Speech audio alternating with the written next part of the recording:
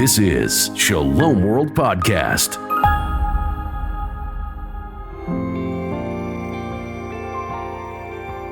Welcome to Voyage. I am your host, Frances Hogan.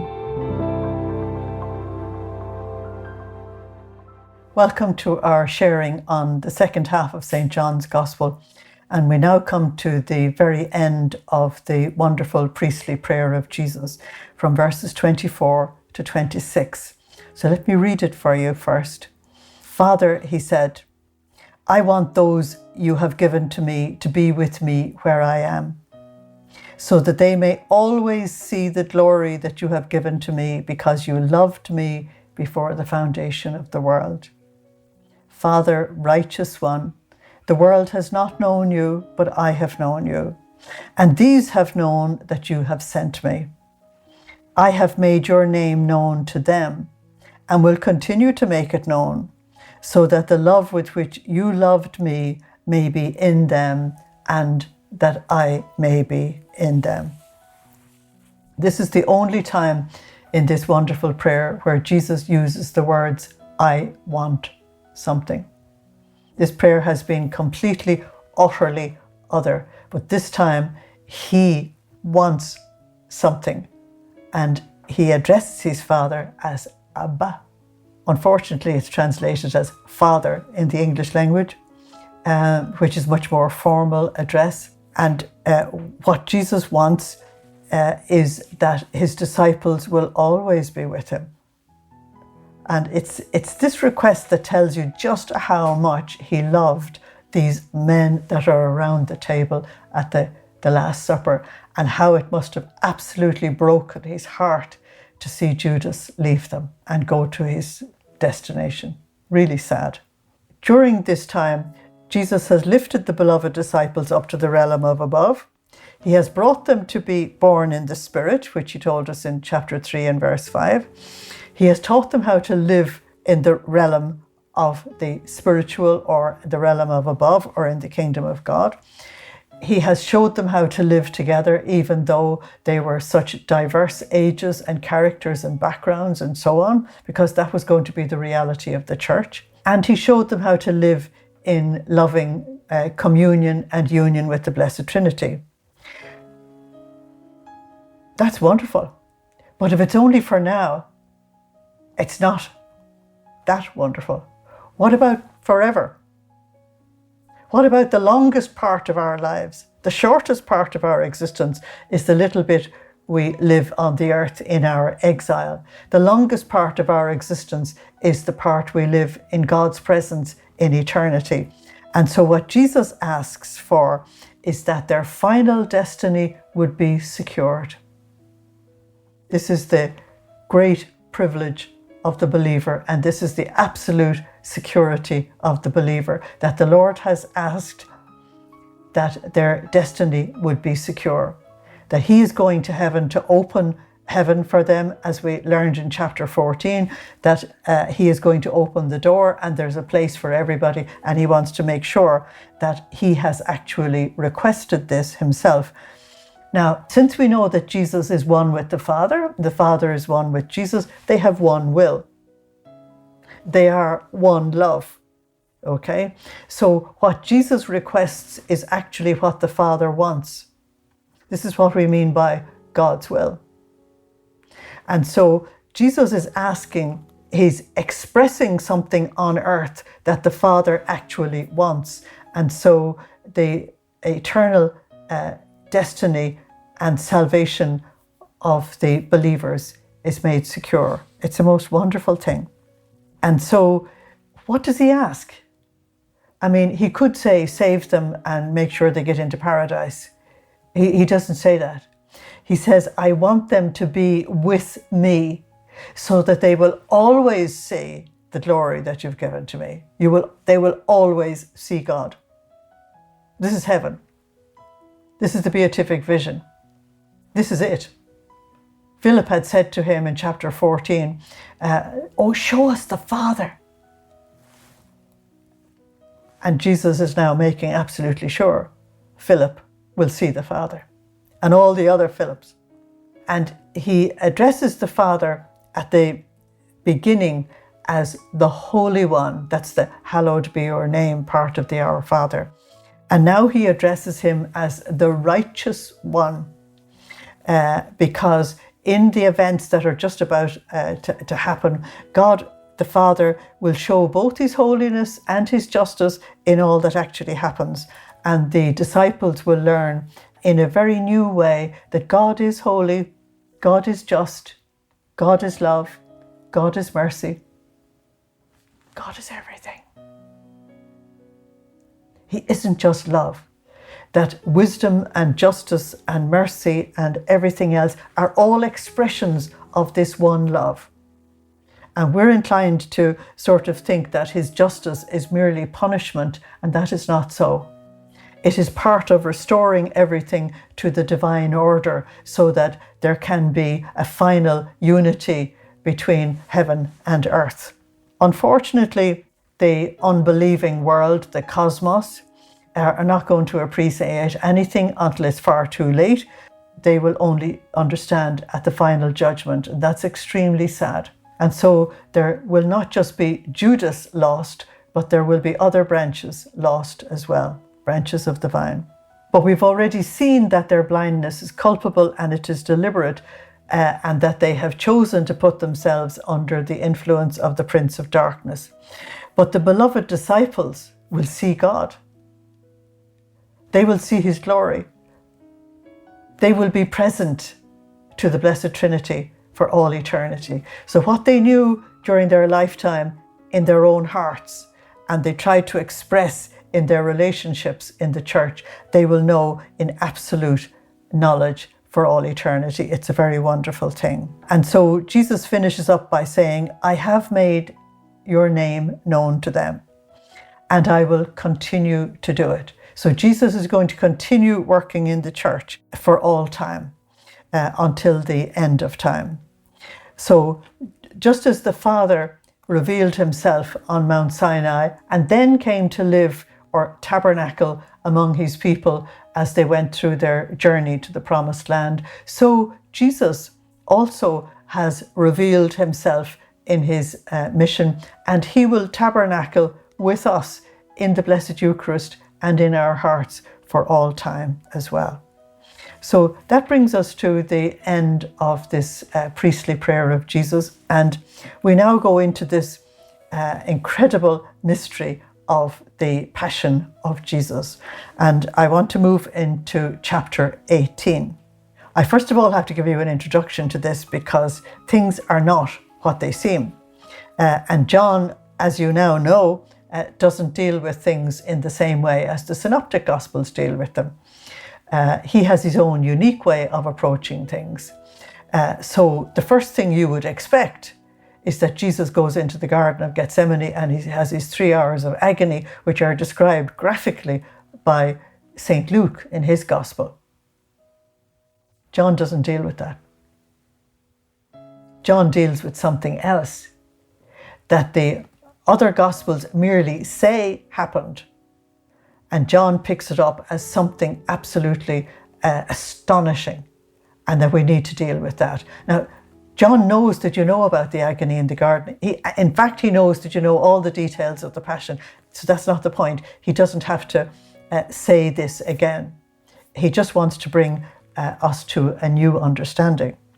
So as we move from chapter 17 into chapter 18, we have to take a deep breath, because we're moving from the serenity and the calm and the beauty and the love of the upper room where Jesus has been sharing his heart and his whole being with his beloved disciples.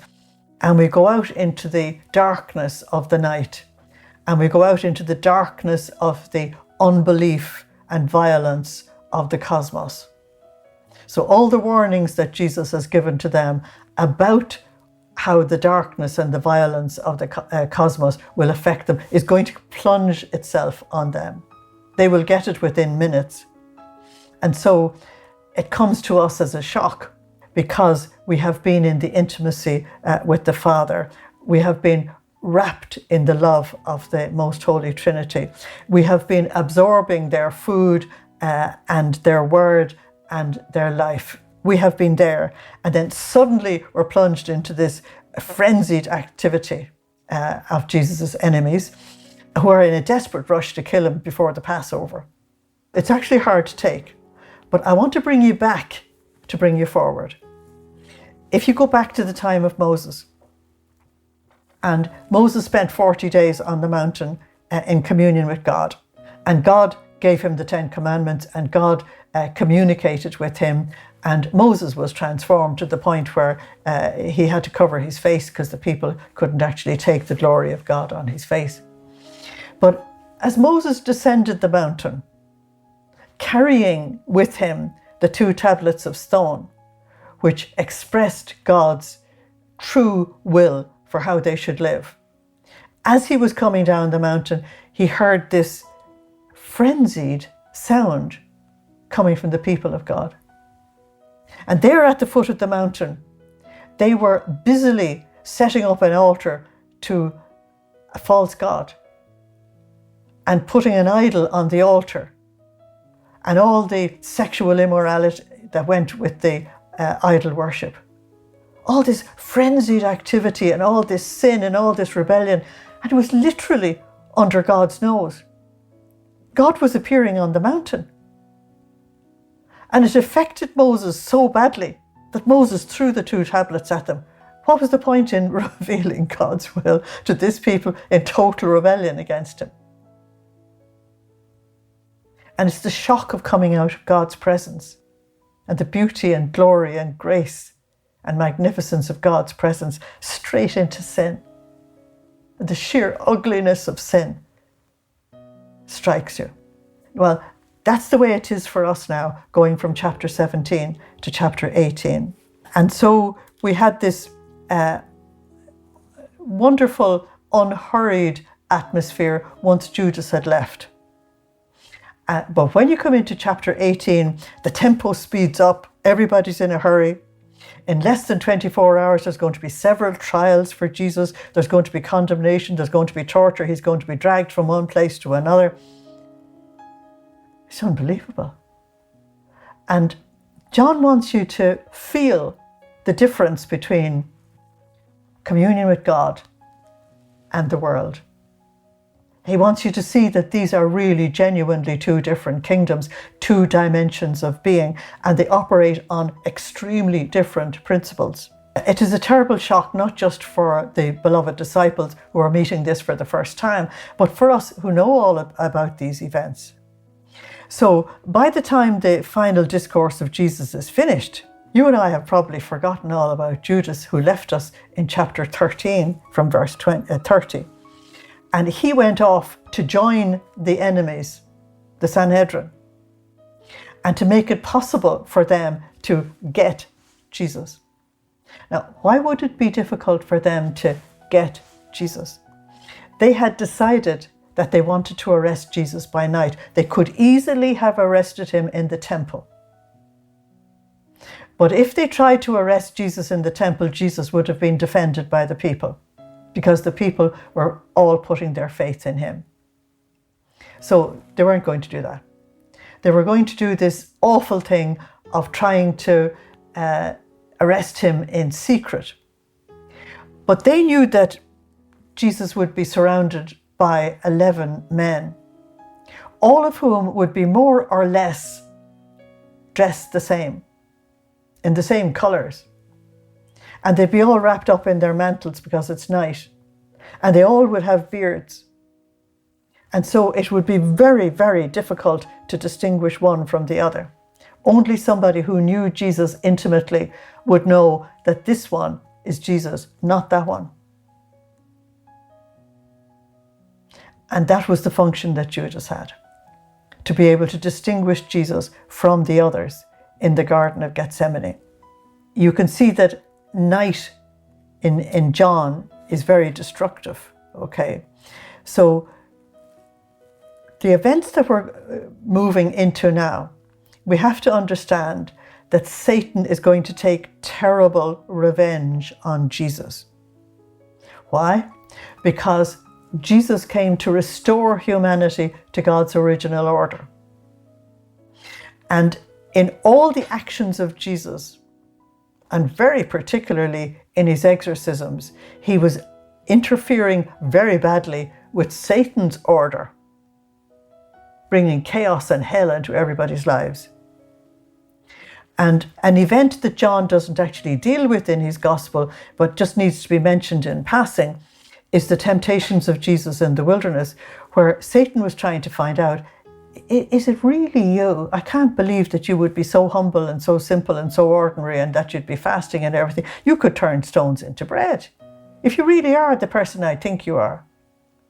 And so from the very beginning, Satan just couldn't take it on board that God, the living God that he knew from all eternity, from the time of his creation, that this living God would present himself in such a humble guise to his mere creatures, whom Satan despised and only wanted to destroy. So the hatred and revenge of the dark angel is what we're actually dealing with. And he's using the darkness and the unbelief and the sinfulness that's in the Sanhedrin, that's in Pilate, that's in the crowds. He's using that for his own purposes. Now, I'm sure that if the Sanhedrin realized that Satan was using them, that they would have stopped. Pilate wouldn't have a clue. He was a complete pagan. So in the supper room, everything is light and love. Out in Jerusalem, in God's own city, Satan has taken over. And so all was darkness and hatred and chaos, and it's going to end up very, very soon as literally hell on earth for everybody. So we have now got to confront the two realities that are going to meet each other. Light is going to be in contention with darkness, love is in contention with hate, and life with death. So the issue is, who will rule the world? Will it be darkness or light? If darkness rules the world is hell on earth for everybody. If hatred rules the world, it's hell on earth for everybody. If chaos rules the world, it's hell on earth for everybody. And so Jesus and Satan are the two that face each other, and they're going to face each other down, because one of them will rule the earth, not the two. One of them will rule. And so it's very comforting for us to remember the prologue of John chapter 1 and verse 5, that the darkness could not overpower the light. The light was the stronger of the two. All the events that we are going to look at in the Passion of Jesus, they have to be seen not just on a physical level, but much, much more on a spiritual level. One of the sadnesses in the church is that so many people merely look at the Passion of Jesus on the outside, what happened to him physically, and they make no attempt to find out what is going on interiorly, or to find out what is going on the different levels of the different dimensions of reality. But that's exactly the journey I'm going to try and take you on in the next couple of chapters. And it's going to be dramatic and wonderful. And even though the events are terrible, when you see what's going on in the background, you will have to join the crowd and say, crucify him, because it's the only way the world can be transformed. It's the only way we can be saved. It's the only way any of us will get to heaven. And even if we say, let him be crucified with tears in our eyes, we still have to say it, because he alone can save us. Nobody else can save us. And so this is going to be a spiritual journey for us. We're going to, on the one hand, see Caiaphas and the Sanhedrin desperately clinging to power and trying to hold on to their institutions, trying to hold on to their old Jewish faith, and trying to hold on to their national heritage. And in the process, they are prepared to kill a man in the name of God. And you saw that back in chapter 11, from verses 49 to 50, where Caiaphas, the high priest, was the one who said, it's better for one man to die for the people. So it has been very clear in Caiaphas' head that he doesn't mind getting rid of Jesus at all. And so these high priests actually succeeded in killing God incarnate. They actually succeeded in killing their Messiah. They actually succeeded in killing the King of the Jews. This is awesome. This is awesome. It's incredible. On the other hand, we have Pilate, who was a proper pagan, who didn't know what truth was. But he happens to be the governor of Palestine, and he happens to be the personal representative of Caesar, who is in charge of the great superpower in the world at the time. And he and his government are prepared to compromise and kill just for the sake of political advantage. And so these two powers that are operating in the cosmos, in the unbelieving world, are willing to manipulate and destroy each other as well. I'm going to show you that there's much, much more going on in the passion of Jesus than we actually realize. There's huge powers contending with each other. And so it isn't just Satan and Jesus, it's also the Roman Empire versus the Jews. And so we're going to see massive events take place. And Jesus is there, the innocent victim, in the center of it all. I will continue this in our next episode. Thank you for listening. Slán agus banach dé live. Goodbye. God bless you. Thank you for joining us today. We'd like to hear what you thought of today's session. Share your feedback with us at podcast@shalomworld.org. You can motivate and support us today. shalomworld.org/donate. Visit shalomworld.org for more information about Shalom World Podcasts. To get the latest updates, make sure you follow us on Instagram at Shalom World Podcasts. Shalom World Podcasts is now available on all online platforms, including Apple Podcasts, Spotify, and others.